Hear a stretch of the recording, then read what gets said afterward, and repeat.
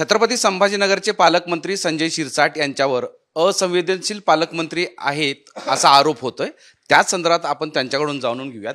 याच ठिकाणी एक शेतकरी आला आणि त्याचं 9व्या दिवशी उपोषण सोडलं।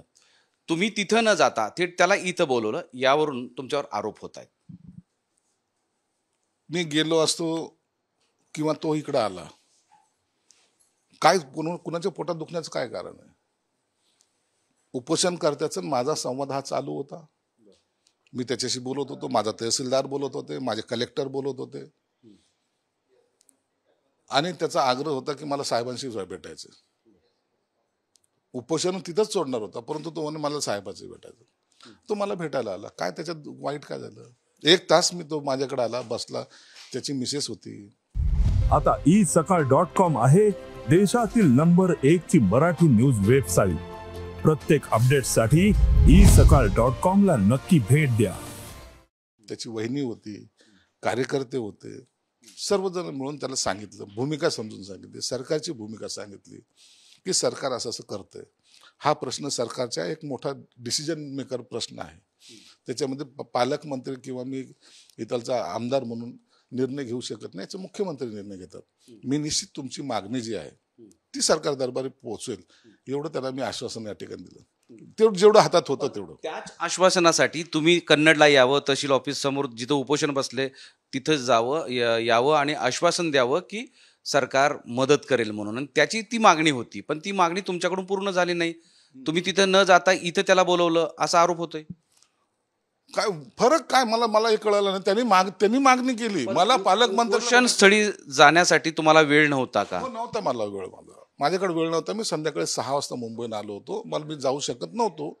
आता मी 6 वाजता जर आलो तर मला घर आल्यानंतर इथून जायचं, तर त्यापूर्वी ते म्हणले की आम्ही तिथे येतो। म्हणलं या, वेलकम, त्यांचं स्वागत आहे, काय गैर आहे त्याच्यात?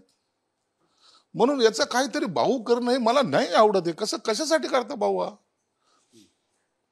पण ही अजबच घटना म्हणावी लागेल की उपोषण करता थेट 60-70 किलोमीटरवरून इथे येतो आणि पालकमंत्र्याच्या हस्ते ज्यूस पिऊन इथं उपोषण सोडतो।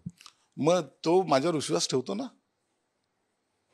कोणी जाईल आता उपोषण करता असं कोणाच्या दारात जातो? त्याचा माझ्यावर असलेला विश्वास येतो। पालकमंत्र्यावर विश्वास दर्शवणं हे मला सर्टिफिकेट आहे।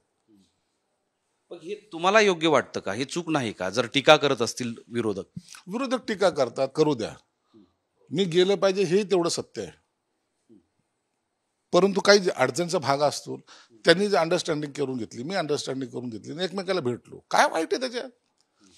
अहो, त्यांनी विश्वास दाखवला पालकमंत्र्यावर, ही मोठी घटना आहे। आजपर्यंत तिथे असं होतं का?